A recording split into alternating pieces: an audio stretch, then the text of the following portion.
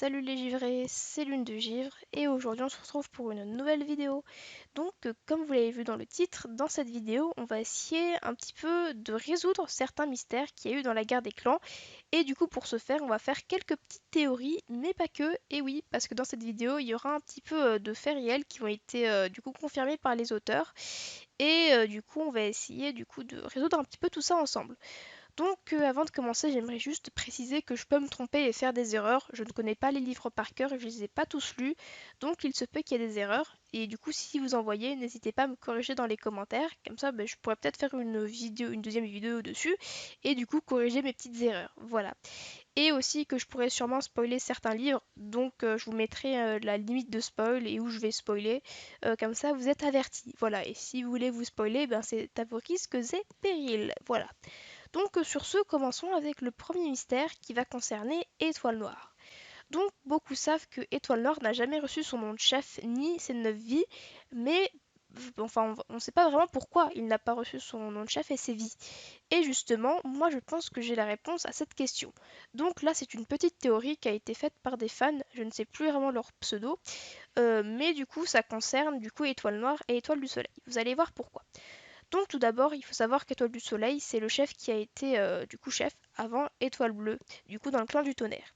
Et il faut savoir qu'Étoile du Soleil, il n'a reçu seulement que 8 vies au lieu de 9. Et il en a reçu que 8, du coup selon la théorie, car Étoile du Sapin était encore en vie. Et celui-ci, du coup, il était parti vivre chez les chats domestiques. Et du coup, il lui restait une vie. Et si on fait 9 vies moins une vie, ça nous fait 8 vies. Et c'est pour ça, selon la théorie, que Étoile du Soleil en a eu seulement 8. Parce que je pense que c'est un système de vie qui marche. Enfin, il y a 9 vies pour le clan du tonnerre, 9 vies pour le clan de l'ombre, etc. Et on ne peut pas dépasser cette limite. Et je pense que c'est pour ça, du coup, que Étoile Noire n'en a reçu aucune. Parce que quand Étoile Noire est devenu, entre guillemets, chef, Étoile Brisée était encore en vie et celui-ci avait encore ses 9 vies. Enfin, normalement, ça n'a pas été confirmé, mais normalement, Étoile Brisée avait encore ses 9 vies quand Étoile Noire est devenu chef. Normalement, Étoile Brisée avait encore ses 9 vies. Et si on fait 9 moins 9, ça fait 0. Et c'est pour ça que du coup, Étoile Noire n'a pas pu devenir chef selon cette théorie, que j'aime vraiment beaucoup. Voilà. Ensuite, passons au deuxième mystère. Du coup, celui-ci va concerner Feuille Morte et pourquoi celui-ci est resté bloqué dans les tunnels. Donc, pour ceux qui ne connaissent pas le personnage de Feuille Morte, en gros, c'est un chat qui a essayé de devenir Griffe Acérée, sauf que du coup, celui-ci s'est noyé dans les tunnels. Donc, pour savoir c'est quoi Griffe Acérée, vous allez chercher sur le wiki. Je vais pas tout vous expliquer, sinon ça prend trop de temps. Voilà. Mais en tout cas, celui-ci s'est noyé dans les tunnels et du coup, du coup, son esprit est resté bloqué dans les tunnels. Et beaucoup pensent, bah non, c'est juste parce qu'il hante l'endroit, quoi. Mais bon, ceux qui disent ça, c'est souvent des abrutis. Voilà, parce que bon, faut aller un peu plus loin que ça, quoi. Mais du coup, pourquoi, Feuille Morte est resté bloqué dans les tunnels? Donc pour ça, il y a deux solutions tout simples. Soit il n'a pas pu rejoindre le clan des étoiles, soit il s'est fait chasser, soit il a refusé. Trois solutions. Mais moi je pense que c'est un petit peu des trois au final. Parce que dans Holy Leaf Story, du coup qui est un livre sur Feuille de Houx, d'ailleurs je vous conseille de le lire, il est vraiment très bien. Voilà, et du coup à la page 50, on nous dit, du coup ça va être une traduction approximative. Non, je dois rester ici. Si je pars, comment ma mère saura où me trouver? Elle reviendra pour moi un jour. Je sais qu'elle le fera. Voilà, donc là c'est Feuille Morte qui parle à Feuille de Houx. Voilà. Et du coup, il explique qu'il ne peut pas partir des tunnels parce que sinon sa mère ne saura pas où le trouver. Donc ça veut dire que déjà, il refuse de quitter les tunnels et de plus qu'il ne peut pas rejoindre le clan des étoiles. Parce que pour rejoindre le clan des étoiles, il faut au moins un de nos proches qui nous guide vers le clan des étoiles pour trouver le chemin du coup vers le clan des étoiles. Sinon on ne peut pas y accéder. Et oui, et c'est d'ailleurs pour ça que les chats de la forêt sombre ne peuvent pas y accéder parce que ils trouvent pas le chemin. Et du coup ils vont dans la forêt sombre. Voilà. Du coup, il pouvait pas y aller comme ça. Du coup, sa mère ne savait pas où il était. Il pouvait pas y aller et du coup il a également refusé aussi. Et du coup pendant la grande bataille d'ailleurs, petit fun fact, et du coup il a pu rejoindre la tribu de la chasse éternelle parce que pendant la grande bataille, il y avait sa mère Ombre Brisée qui a combattu aux côtés du coup des clans.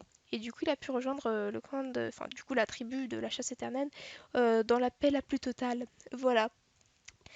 Du coup passons du coup au prochain mystère. Du coup celui-ci va concerner Museau Cendré. Du coup là ça va être aussi de la théorie. Du coup, pourquoi Museau Cendré a été réincarnée alors que d'autres chats ont beaucoup plus souffert qu'elle? Vraiment, il y a beaucoup plus d'exemples. Genre Pelage de Neige, pourquoi elle n'a pas été réincarnée? Pourquoi Nuage Agile n'a pas été réincarné? Enfin, vraiment, il y a beaucoup de chats qui ont plus souffert que Museau Cendré. Alors pourquoi Museau Cendré a été réincarnée? Surtout que c'est l'une des seules, même la seule, qui a été réincarnée de toute la série. Donc pourquoi? Au début, on pourrait penser que c'est parce qu'elle s'est sacrifiée pour d'autres chatons, sauf qu'il y a eu d'autres chats qui se sont sacrifiés pour d'autres, hein. Par exemple, le Nuage Agile, encore une fois, il s'est sacrifié pour sauver la vie de Cœur Blanc, mais pourtant il s'est pas fait réincarner. Donc non, ce n'est pas du coup grâce à un sacrifice ou à cause d'un sacrifice, je ne sais pas. Mais bon, aussi, on pourrait penser elle a été chassée du clan des étoiles ou qu'elle a refusé d'y aller parce qu'elle était sûrement en colère contre le clan des étoiles dû lui avoir empêché de faire ses rêves, de devenir guerrière et tout ça. Sauf que moi, je pense que c'est pas trop possible vu le tempérament de Muse Cendrée, même si elle est parfois un peu têtue, elle refuserait pas le clan des étoiles comme ça. Non, moi je pense qu'il y a quelque chose qui est beaucoup plus intéressant avec le personnage de Muso Cendré, c'est que c'est la seule qui a été forcée à devenir guérisseuse dans toute la série. Vraiment, j'ai vérifié avec tous les guérisseurs existants. Vraiment, Muso Cendré, c'est la seule qui a été forcée à devenir guérisseuse.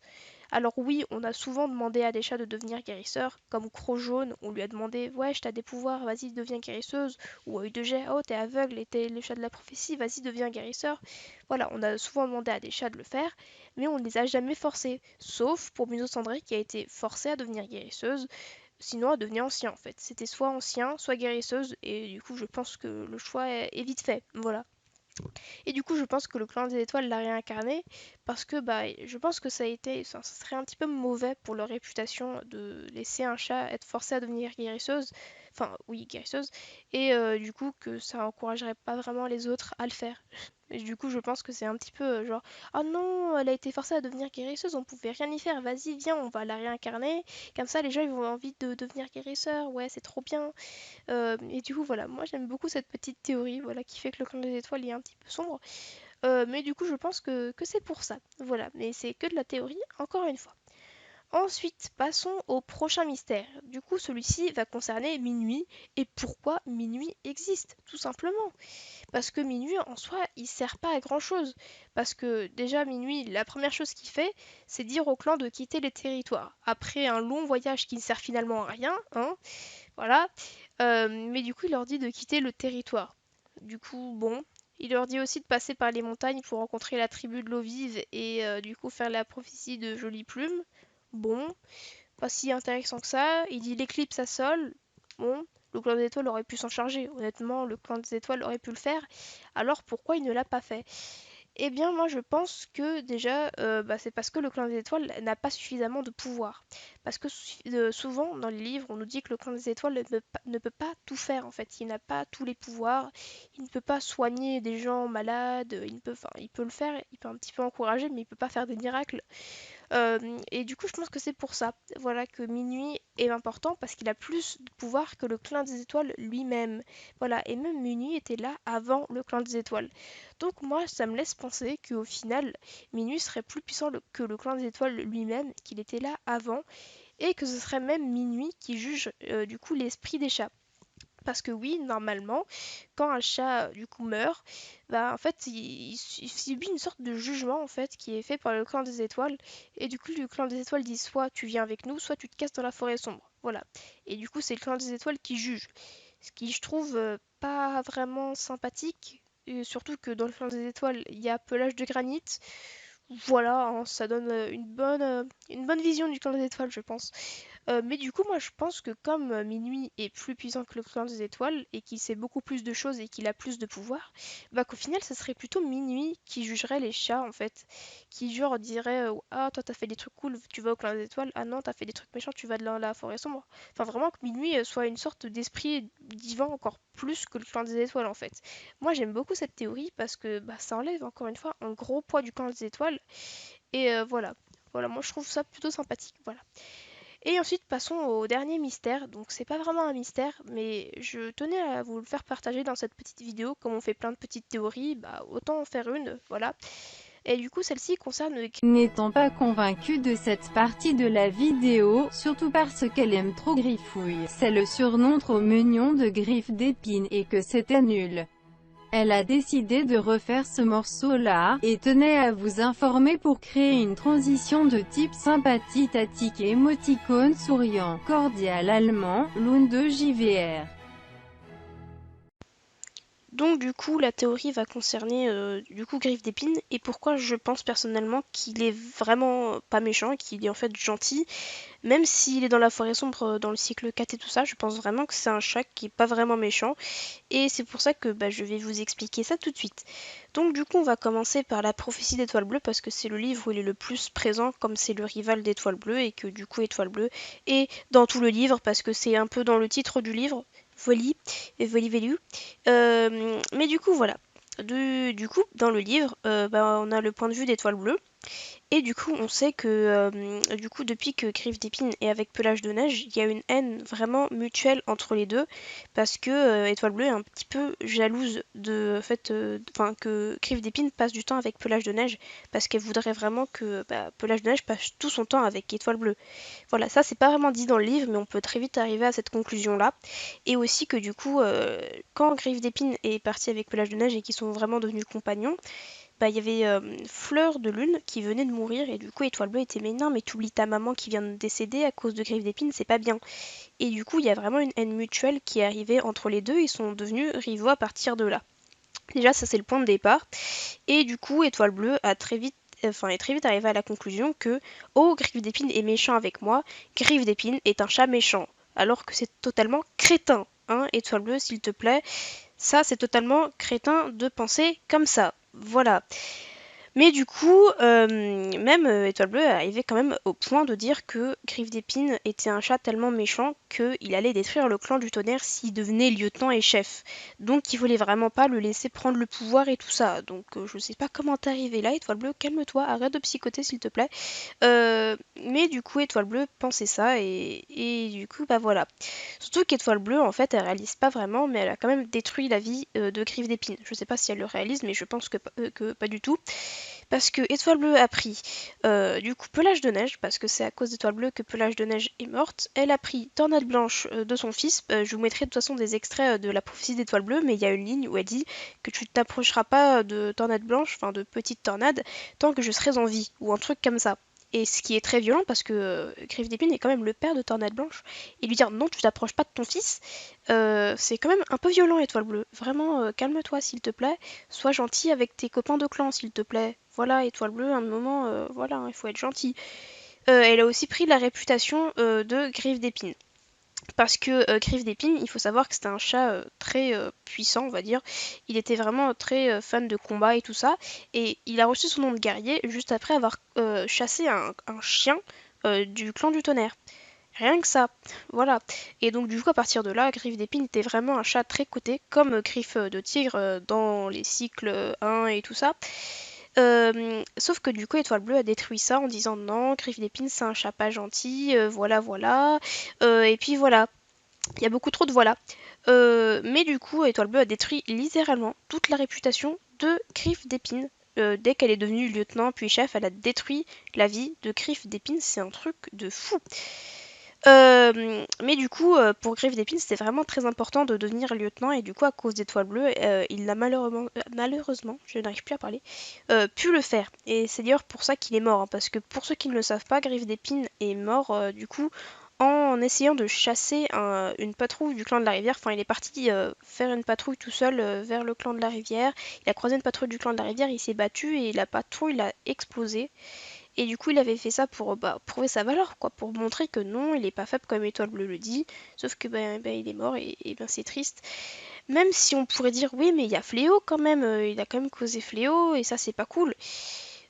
Oui, mais je vais vous expliquer. Du coup, dans les livres, je vais vous montrer des extraits de toute façon, mais on dit que Griffe d'Épine n'avait pas le contrôle de Nuage du Tigre quand il était son mentor. Parce que je crois qu'à une assemblée, en fait, on disait qu'il avait dû littéralement s'asseoir sur son apprenti pour ne pas qu'il bouge, mettre tout son poids sur son apprenti. Donc ça, c'est quand même... Voilà, ça montre que Griffe d'Épine n'avait pas le contrôle de son apprenti, et du coup, surtout, qu'il était en train de perdre sa réputation dans son clan, et que s'il disait «Ah non, un chat domestique c'est gentil», et ben Étoile Bleue va dire «Bah non, il a pas protégé son territoire, et tout ça», et du coup son clan va encore plus douter de lui. Du coup, il a préféré dire «Ok, on va lui éclater le chat domestique» pour pas paraître faible, pour pas montrer à son clan qu'il ne contrôle pas Nuage de Tigre, pour ne pas montrer à son clan qu'il est faible, tout simplement.